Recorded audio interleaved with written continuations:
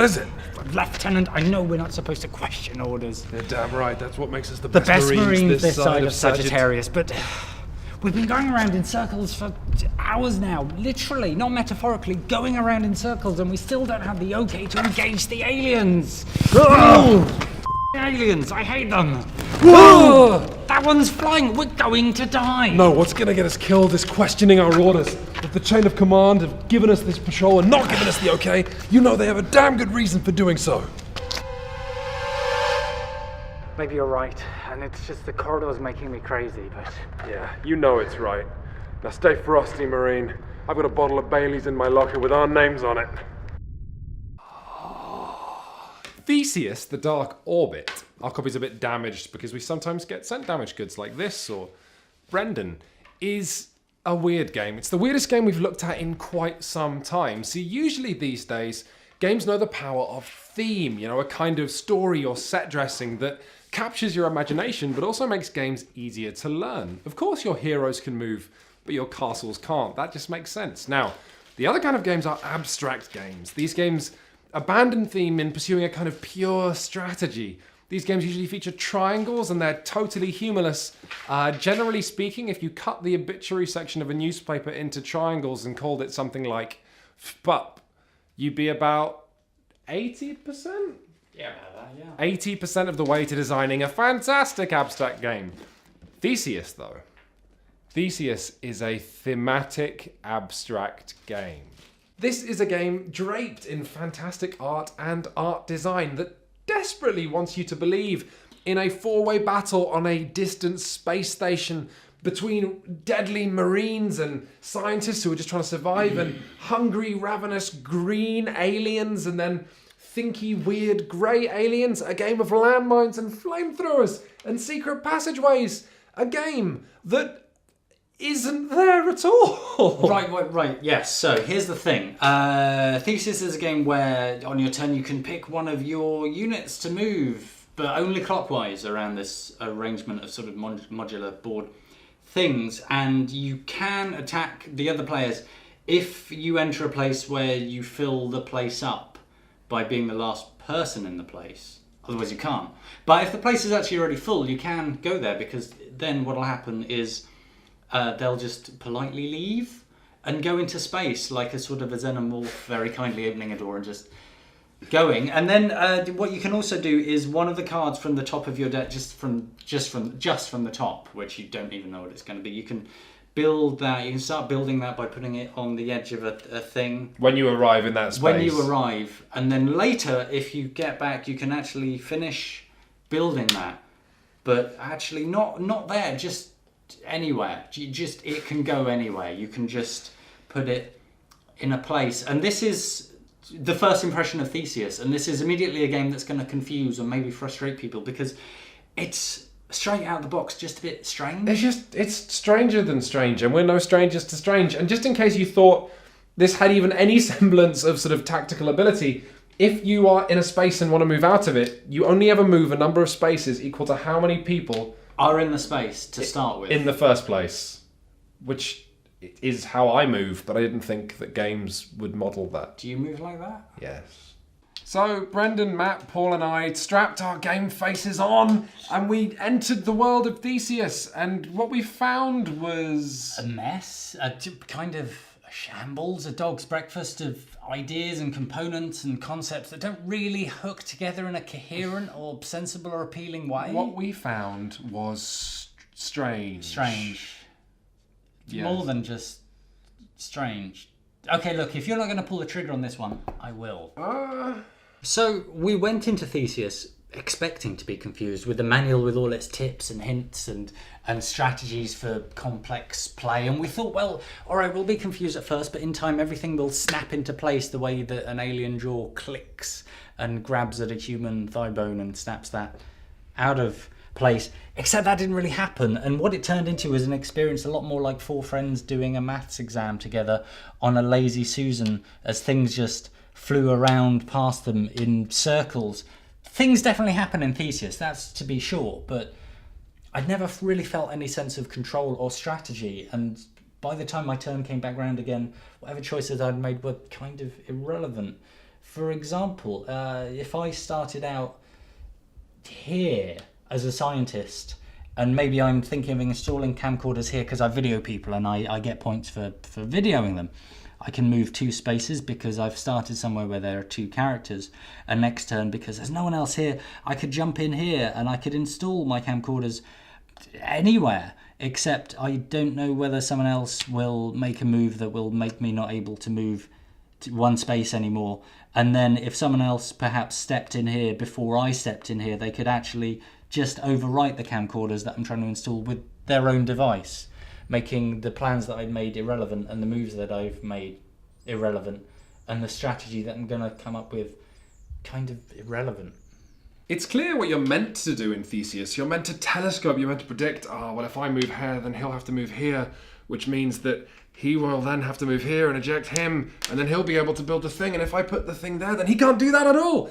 Except in practice, with 4 players, especially 4 new players, this isn't just tough as you puzzle over the machine the genius designer has made. It's impossible. It is a salad spinner of components and cards and score trackers, and you can't keep track of anything. You have to simply wait until your turn begins. Then look at the board and go, okay, what do I do now? Which is a terrible way to design a game. And incidentally, why I dislike King of Tokyo. It's tedious to have a game where you have to wait until your turn begins, and then you can start thinking.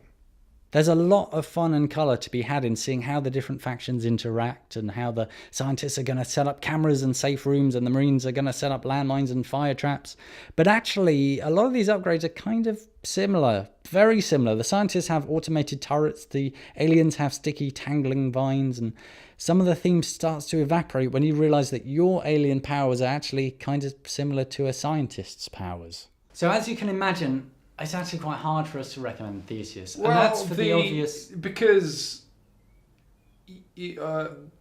As you can imagine, it's quite hard for us to recommend Theseus. No! And that's for the obvious... What? What? What? As you can imagine... I may have played it again after you left. Just to test the... the 2 players. When? With who? Matt. Right. Not because there's anything. No, because Paul, you can't. Fine. Don't. He's good looking. You're both good looking, but you're doesn't- particularly good looking. No, Very good looking for 2,000 years old. Very good looking. Yeah. 2,000 years old, like Judas, because you're him, because he was from history. Judas.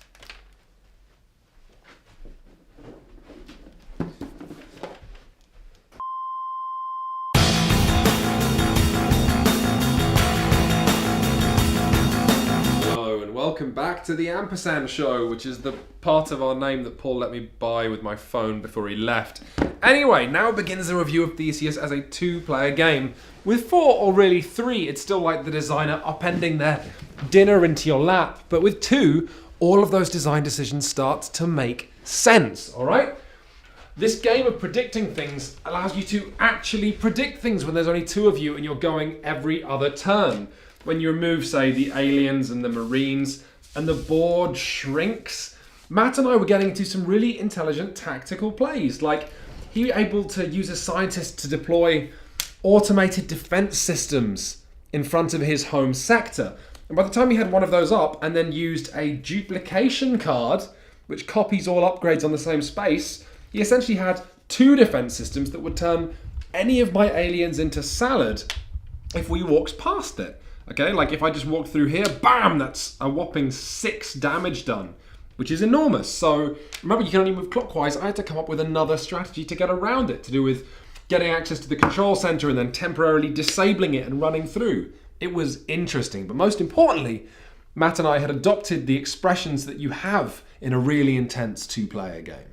Look at that constipated expression, hand gripping the table in confusion. Matt's silent at last, having temporarily closed his stupid mouth. And he's let a perfectly good drink go cold. It's terrible breeding stock. What is Quinn's thinking? Whatever, it's time to go. It's time to go far away. And I could have made a point about player numbers. When you have 2 players, you're naturally going to be directly interacting with each other. It's going to be a tighter game. I mean, that's how chess works. You're fighting against each other. And then when you add a third player, of course things change because you have the possibility for somebody taking sides, or the possibility of playing indirectly, and then your fourth player or fifth player makes everything much more complicated. There's lots of potential there for different interactions and combinations. You know, it's obvious. I could have made that point myself, but I didn't go there. And once you've got the hang of this basic business of predicting your opponent, you start to have real fun figuring out why all the weird stuff in Theseus is the way it is, okay? Take the Marines and the Scientists, okay? Why do all the factions have access to the life point victory point tracker, which is sorted through by combat, whereas only the Greys and the Scientists get access to the data point one? Well, actually, that's huge! While any faction can win by hitting 20 points on either of these, the Scientists and the Greys want to elongate the game because they're really scoring out of 40 if the game ends by someone's deck running out and you go to a tiebreaker. That's interesting, okay? Also, you get access to these when you land on your home square. Upgrade point tokens, and what they let you do is upgrade any one thing you build until it becomes game-breaking. If you install Ghost Strike, that turns from a small tax whenever there's a combat in your sector to a murderous gang of monsters. Hive goes from a small penalty to anyone who stops in their sector if you upgrade it enough to a game-ending trap. Combined with Tentacles, that's bad, because upgraded Tentacles will stop anyone dead as they move through your sector any time. Or maybe you could go for a Habitat, which, as you upgrade it, gives you more upgrade tokens every time you land on it. And once you're through all of this, you might need something a little stronger, even more exciting. And you'll start playing with the Pandora, okay? Only drug dealers and board gamers know the value of a plastic bag. The Pandora don't even have a home sector. The manual says you shouldn't touch them till you know what you're doing. And the Pandora take over whatever your opponents build. And they let you flood the board with lots of little small creatures. And it all starts giving me flashbacks. Forever ago, we reviewed a game called Stronghold, a fascinating dueling game between Besieger and Besieged. Very complex, very interesting, but with a batshit insane mechanic whereby the Besieger could take weeks to build siege engines or cast spells, but these weak tokens would then be given to your opponent to help them defend. The harder you work to break in, the tougher your opponent gets, temporarily collapsing this entire epic experience into a monumentally miserable maths puzzle. A fascinating game made by an alien mind. Guess what? Theseus is the same Polish publisher. So we tentatively recommended Stronghold. Would we recommend this? Probably not, alright? Stronghold really made you feel something, you know? You were worried about the troops inside and outside of your walls, about their morale. You could hear the war drums of other people. Theseus quite readily abandons its theme and its chance to make you feel like a Marine commander in favour of that whatever it's chasing. And I don't think that's okay, alright? These days, I think the goalposts have moved. There are so many games these days that are thematic and yet strategically brilliant. I think that's just expected now. I don't think you can abandon that stuff so readily. It's why a while back we were really full of trepidation when we reviewed Tash Kalar, another abstract game. But that game got past it because A, it never broke its own internal logic in a way that Theseus does on every single page of the manual, and B, it just owns.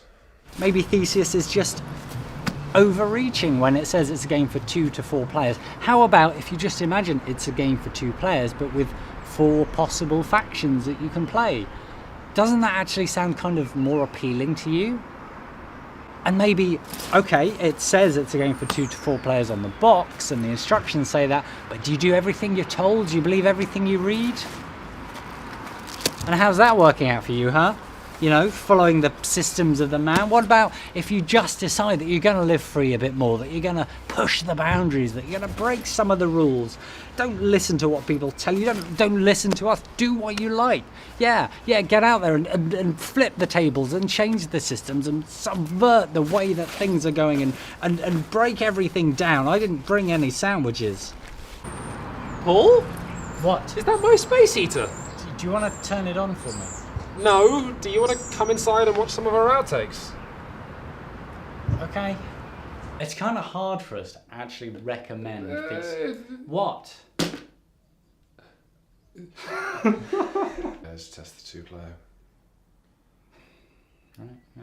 And Well, you're looking good, aren't you, though? It must have been a good game with Matt. Both of you sat there looking good. Looking really good. Really good. Really good. Really good. Just to really recommend Theseus. Because It's hard. I saw you in my peripheral vision. For us to actually recommend Theseus because you can probably tell it's kind of hard for us to actually recommend Theseus. Well, the thing is, do you need a moment? It's just the voice. I may have played it again after you left. With who? Matt. Oh no, that was so good! So good! It was really good. I'm so sorry.